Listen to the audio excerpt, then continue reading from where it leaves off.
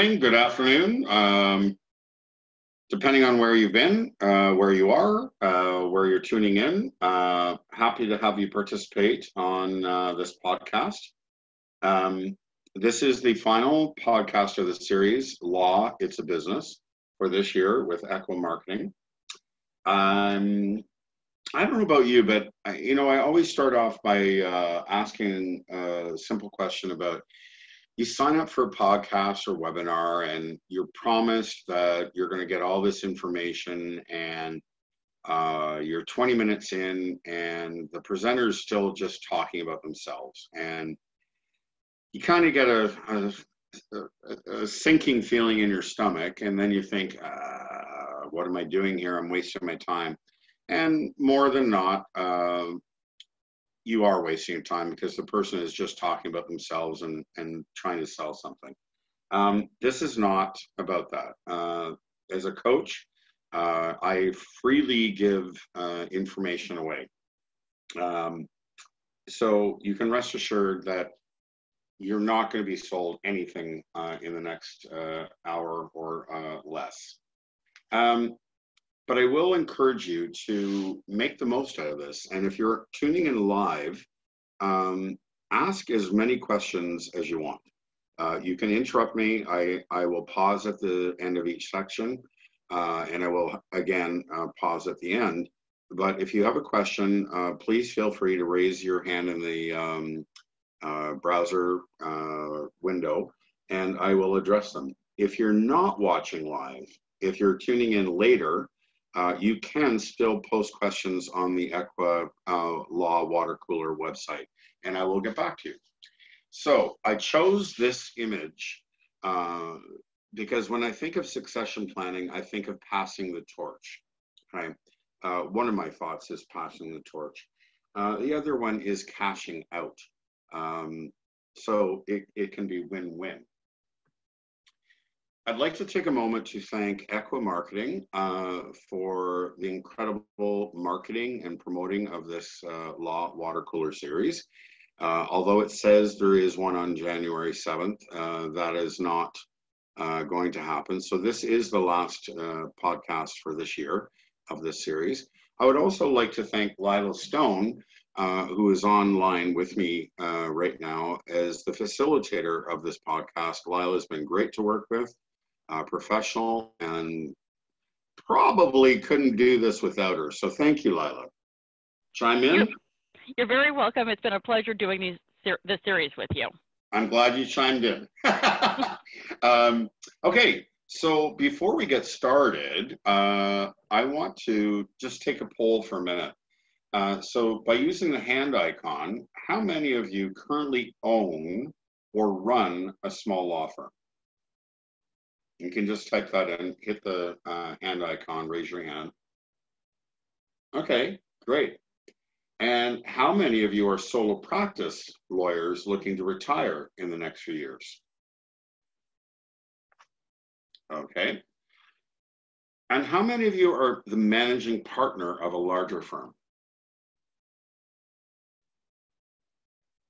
Great. Thank you for participating. Well, no matter where you fit into the mix, this podcast will give you strategies and approaches proven to help you plan for and execute a successful succession plan for your firm and your career. I said at the beginning, I'm not going to go on and on about me. So very briefly, I've been coaching lawyers since 2005, covering a variety of business issues. To learn more, this is my website. That's my email. I encourage you to reach out, take a deeper dive, and that's it about me. Let's go in. Okay, so whether you are a large, small, regional, or national firm, the current demographics of the workforce are forcing more and more firms to look at succession planning seriously and soon. There's an aging lawyer population with more and more lawyers close to or facing retirement. It's happening. Are you ready? Is your firm ready? You can never start too early to think about and plan for your retirement and succession. I remember working with a lovely woman a few years ago. She owned her own firm. It was a small firm. And she had put in an application to become appointed as a judge. And she reached out to me, and we began the process of gearing her up for succession. Bittersweet, sweet in that she got appointed to judge on her first crack. Bitter in that we didn't have enough time to plan so that she could maximize on selling her firm and cashing out. So wherever you are, if you're thinking, if you're getting there, if you're thinking you're at the end of your career or approaching it, I advise you to start planning for it now. Now, there are obvious differences in the challenges law firms face based on their size, but there are also many similarities. People don't like change, whether large or small, and there's a complete lack of planning for the future. Future leaders need to be groomed and given the time and opportunity to grow into a leadership role. The old way, sink or swim, is becoming increasingly unacceptable, with so many market and client conditions on the line. This has become a major issue for firms right across the country and all over the world, for that matter, in every city and covering every practice area. So what can be done? This podcast will address how you and your firm can plan for succession and successfully execute on your plan, making the transition smoother and less disruptive. So today, I'm breaking it down into two parts. And whether you're a large firm or small firm, you can learn from both parts of the podcast. But I'm going to break it down to succession for solo practice or owner-operator small firm, and succession for larger firms. So, the owner-operator.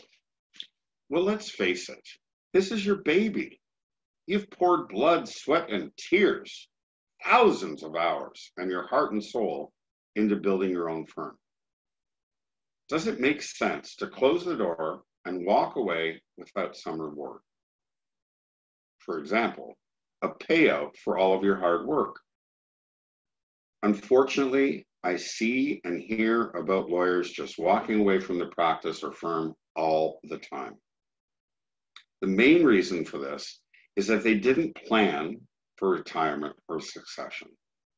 And make no mistake, a successful exit strategy doesn't just happen. It does take planning, and it takes time. So the sooner you can get started with your planning phase, the better.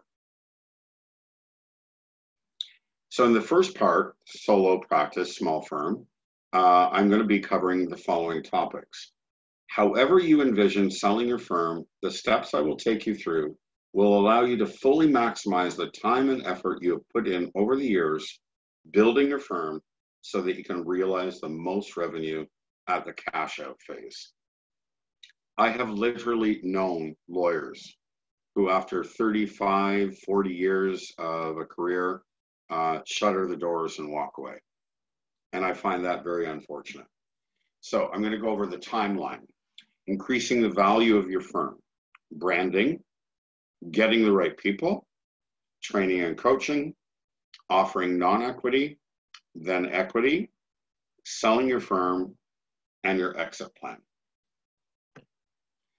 The first step really is the most important step, because this is about you, is deciding on your timeline. So when do you want to have your final exit? When would you like to fully retire and be free from any further responsibility with your firm? Once you decide that, then we work backwards to reverse engineer the steps that are required to take you to get from today to full retirement. Now, my advice is to do this most effectively and fully realize the maximum value for your firm and get the biggest cash out possible, you're going to need anywhere from a minimum of 2 years upwards to 5. Step 2, and I kind of like, if you're following this closely, you'll realize that some of these steps are not always have to be in order, but one of the more important steps of succession and retirement is increasing the value of your firm. If you're going to be selling it internally or externally, and I will go into that a little later, one of the first things early on is to increase the value of your firm. So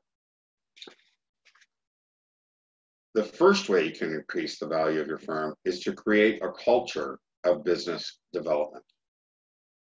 What I mean by that is you get the majority, if not all of your team, engaged in business development, so you can either show a proven track record of revenue growth for external sale, or help the future owners develop their business development skills, giving them more confidence to buy you out.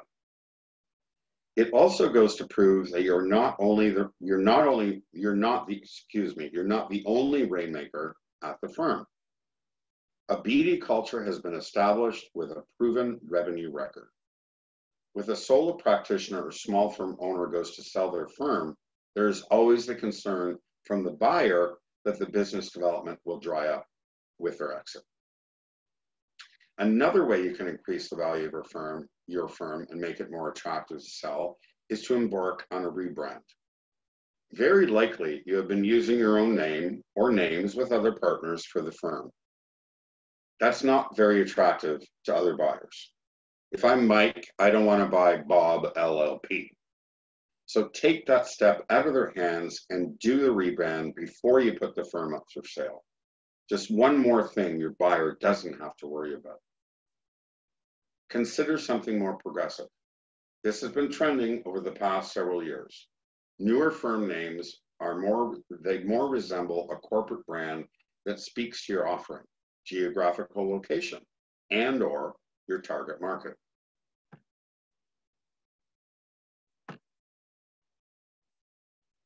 Here's some examples.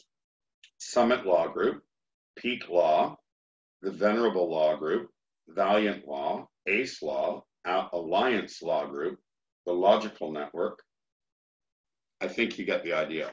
So it's not Bob and Mike LLP, it's actually a brand. Now, if you're going to the trouble of doing a rebrand, I also suggest you create a new legal entity, or LLP. You could do an LLC, and leave that up to your accountants and your lawyers. But if you've been operating as a sole proprietor or using your name for the firm, I highly advise that in conjunction with your rebrand, you create a new legal entity. That way you can sell your practice or book of business to this new entity. Whoever's buying into it, whether internally or externally, is paying you out over a period of time. One of my clients did this, and with having this new entity, LLP, the buyer is making a payment over time to the client. This gives you a nice residual income while you're still practicing and then after you've retired. This way, you're getting a payout for the practice and client base you built and still part owner in this new venture. Down the road, your partners will buy you out completely when you decide to make your final exit. Next point, and I've used this throughout the series, this image and this quote, because I find it to be one of the most important things I've ever learned about creating an organization, business, firm. Get the right people. And I use this image of a bus because I refer to Jim Collins, author of Good to Great, and he says, get the right people on the bus. So for the sake of this conversation, it's about getting the right people on the team. If you don't currently see the lawyers at your firm as future leaders or capable of taking over the leadership, then I suggest as you move forward and grow the firm, you look to recruit lawyers who have entrepreneurial skills. In other words, lawyers who have a proven track record when it comes to business development and who see themselves as business people and want the opportunity to own their own firm. They should be driven and motivated. They should understand the opportunities from the get-go. You shouldn't have to push or pull them to get on board. This is critical. You're not simply adding lawyers to the mix. You're looking for special qualities. Think of yourself when you decide to start your own firm or your practice. You're looking for lawyers who are willing and able to make business development a priority. Think of it like, I often say this to clients, you want lawyers to bring onto your team that are about 90% of you. That final 10% being the fact that you actually did it and you went out on your own and you took the risk.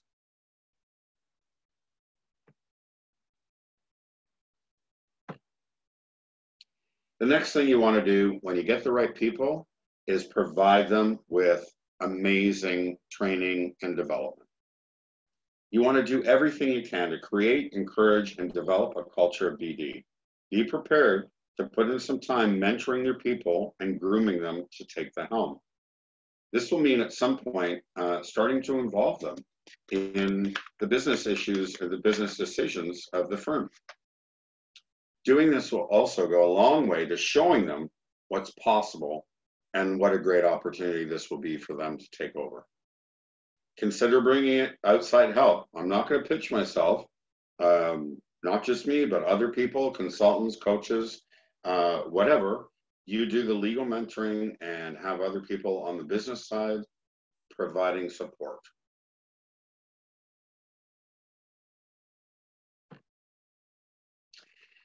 Then, as a step to ownership, the next one would be offering non-equity partnership.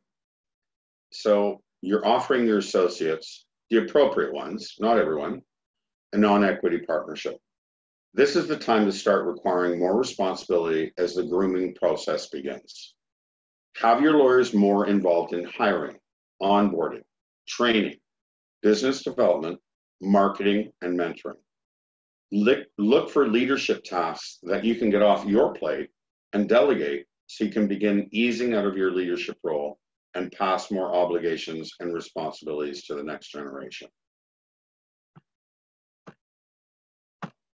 And then, of course, the next step is to offer full equity partnership. So they're buying in. They're not buying you out at this point, but they're buying in. At this point, they should be involved in most business decisions affecting the firm. While you may still remain in the ultimate decision-making role, more and more should be delegated to your partners.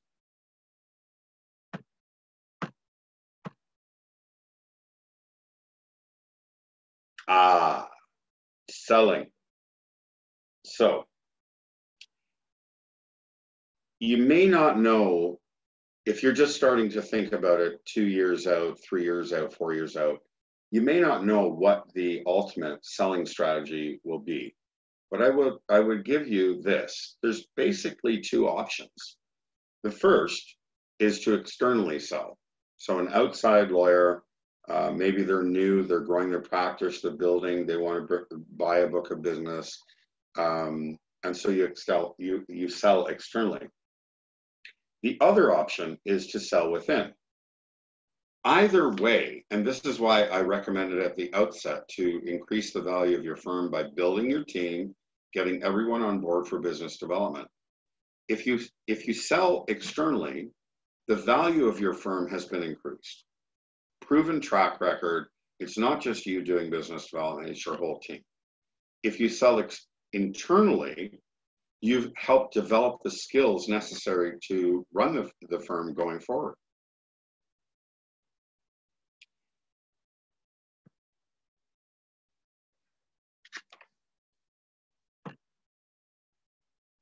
Your exit plan.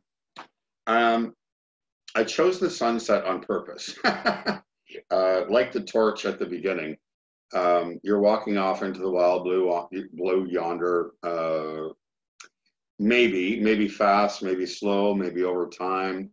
But the first thing is to consider, what does retirement look like for for you?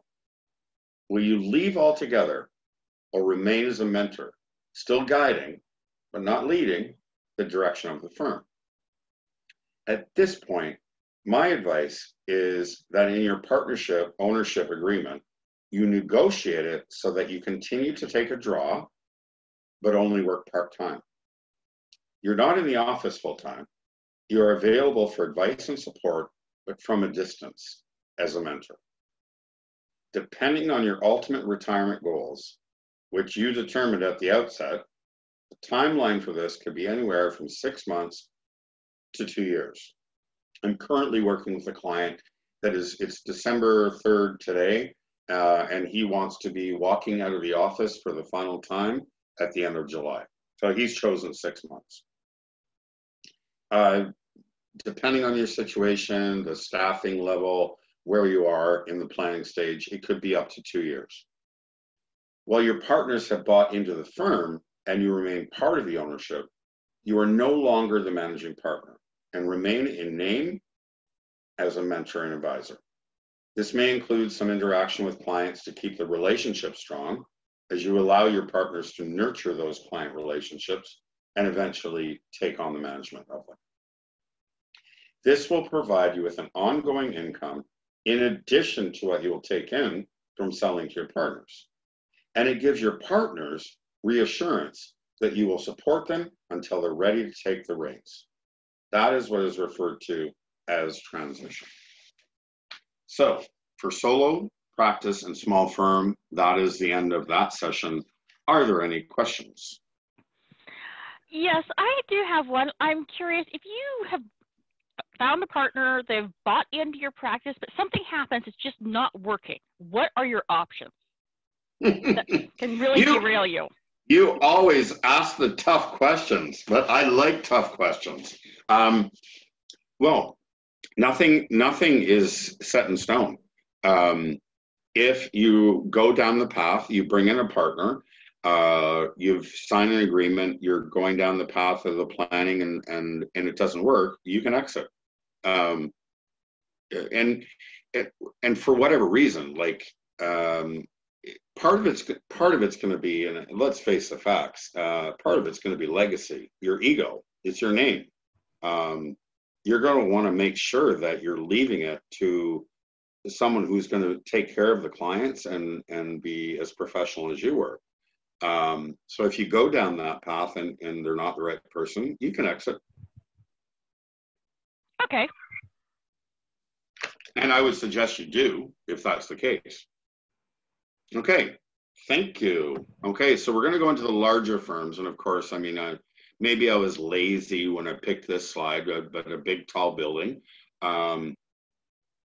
Anyway, as noted earlier, where there are some similarities between the succession challenges of small and larger firms, there are also some vast differences. With a larger firm, you're dealing with a larger population of decision makers and stakeholders, equity partners. Management is a lot more bureaucratic with the size and scope of your firm. Sheer numbers make it more challenging. What follows are what I consider to be crucial components of your succession plan. Many firms are not currently challenged with the succession of the managing partner, but they are challenged when senior partners and even named partners retire. What follows are some key steps to take to lessen the disruption often caused by your senior partners moving on.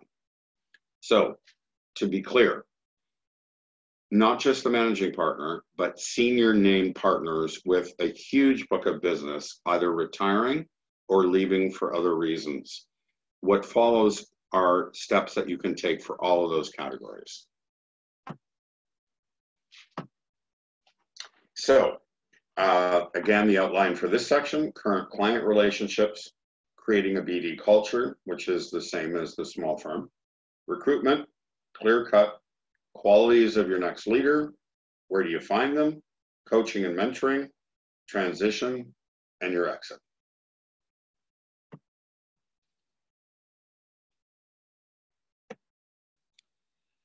If your senior partners are protecting their client relationships and not engaging younger lawyers in the relationship, this will not serve you well. and I'm pretty sure if you're tuning in, you have seen this or know of this kind of situation. It happens all the time. It must be shown the value of the senior partners, must be shown the value of introducing the next generation of lawyers into the relationship. And the sooner, the better. Allow your more intermediate and junior lawyers the time to develop their own relationships with these institutional clients. Bring them along to client meetings and lunches. Get them involved in the work and files. This gives your clients the opportunity to become comfortable and confident working with other lawyers. When the time comes to pass the torch, your clients are less likely to have an uneasy feeling about working with someone else at your firm. And it protects the firm from having those clients poached once the partner retires. That's a huge challenge. Creating a BD culture. And it's the same as with the small firms. You need to get your next generation of lawyers up to speed with business development. It's paramount in creating a successful succession strategy. If your younger lawyers are unable to cultivate new relationships and bring in new business, how will your firm survive? In a lot of firms today, however, the majority of lawyers are not interested or comfortable with business development. Where they are interested in strengthening their marketing and business development skills, firms are not willing to make an investment in them. You won't be able to help them. So the first step in creating a business development culture is to identify those lawyers who would be open to receiving support, training, coaching, mentoring in their business development efforts. Next, praise them when they achieve great results. Make them an example of what and where the firm is going. Feed on their competitive nature and reward them for the results. The bottom line, give them everything they need to succeed.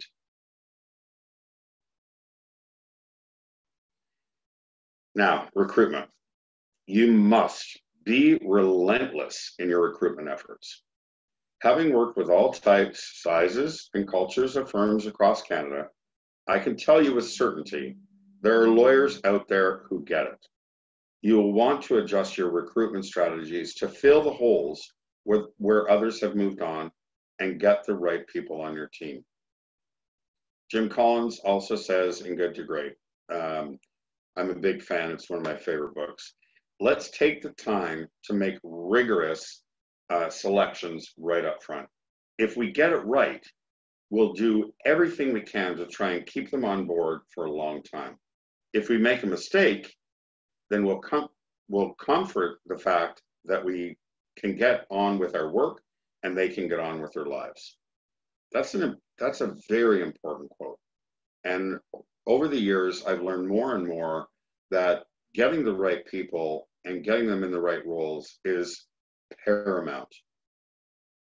Now, this may require adjusting the way you go about recruiting. You'll need to figure out how to weed people out through the interview process. Ask direct questions, such as, what are you currently doing to attract more business? What associations do you belong to? How often are you networking in front of your target audience? And give us an example of how you brought in new business. And in this interview process, be sure to include a couple of partners who have proven to be successful in attracting new business. They will likely be of value weeding out the fakers. Be crystal clear on where the holes are before you begin your recruitment efforts. Identify the skills and experience you need to move forward. Putting bums in seats is not the answer. You must get the right people on your team to move forward. They're out there. I've seen them. I'm working with them. Tough love. This is a little bit sticky, tricky, however you want to phrase it. If you have lawyers who won't buy into this new way, this new culture, business development, leadership, then tough love is required. That will require your firm to take a hard look and determine which lawyers don't fit this new culture. You can't change them. They must be motivated on their own. If they're not willing to support your firm's business development efforts, then perhaps it's time to find them another home. Okay, I'm not going to go back to Jim Collins again, because I'm not making any money from promoting his book. But again, it comes back to making sure you have the right people, giving them everything you can to help develop. And when you don't have the right people, clear cut.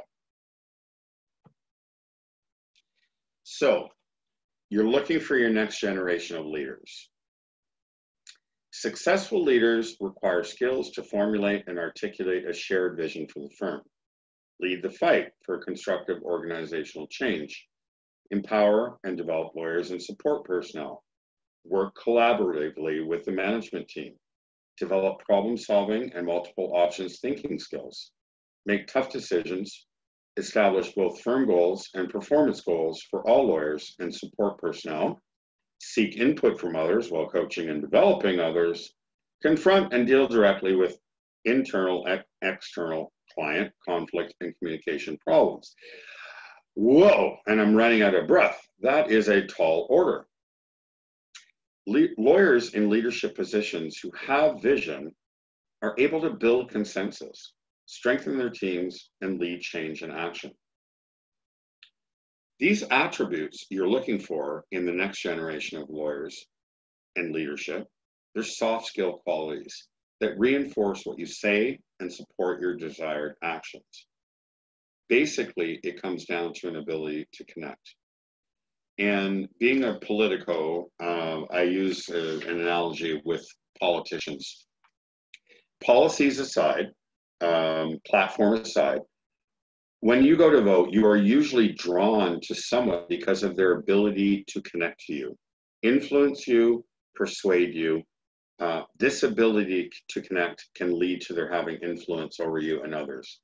Great leaders have the ability to influence others. So, where do you find your next leaders? Well, from the work you do in supporting your lawyers in business development, your next generation of leaders will self-identify. A lot of the same soft skills required to be effective in business development can also be used to lead. As mentioned previously, leadership skills are the soft variety, also referred to as EQ, or emotional intelligent skills. This means they have an excellent ability to connect, communicate, build rapport, and nurture relationships. They also possess good persuasive abilities, able to influence and inspire. These qualities or skills are critical in becoming a good or even great law firm leader. You are more likely to find your next generation of leaders among your most talented business development lawyers. The reason why I say this is the soft skills required to be effective at business development are very simply transferable to leadership skills. The other very important factor is that they must want to take on the role. Not all lawyers that perhaps are great at business development want to be leading a practice group or a team or the firm. So there has to be a willingness for your next generation to lead. When you've identified them, support, support, support, support. Leading a law firm is no easy task. Leading anything is no easy task. Any business, any organization, it's challenging. So support, support, support. Now, as you look to transitioning to the new leadership, I would suggest that you plan for a 6-month transition period where your new leadership team has the time to grow into their new role. At this point, you will still heavily be involved in the day-to-day decisions, while at the same time providing mentoring and support for your next leaders. So gradually, you're letting go of the reins. They're taking on more leadership, and it's not such an abrupt halt or stop to what's going on. And off into the sunset, your exit. Based on your own timetable and goals for retirement, set up a plan for your final exit. What will it look like? Will you remain a partner or retire and leave the firm altogether? Align your own retirement goals with a strategic vision for the future of the firm to lessen any friction with this transition. Just take a moment to look at that scene. It's beautiful. That's your future. These are just some of the areas to consider when creating your succession plan. And it's not just about succession of your managing partner. Again, as I mentioned at the beginning, some of these strategies will serve you well when creating a succession plan for retiring senior and even named partners. And all of these strategies are moot, however, if your management team isn't fully prepared for the journey. Some of these strategies will be tough. There will be some pain, but what's the alternative? Let the firm die when your partners retire? Questions for large firm? No questions on this one. Again, I would like to thank Equa Marketing for sponsoring this Law Water Cooler series. It's been a pleasure working with them, and it's been a pleasure working with Lila Stone, who's on this live podcast today as my facilitator. Thank you, Lila. It's been a pleasure working with you. We're coming to the end of the year, so we got Christmas, we got New Year's. I wish you all the best for the holidays to you and your family. Thank you very much for your help. You're very welcome. It has been a pleasure working with you. Thank you. And I will just finish by saying, if you want to take a deeper dive and look into more opportunities and challenges, strategies, here's my contact information. Signing out for 2019 Law Water Cooler Series, Gary Mitchell. Thank you very much for tuning in.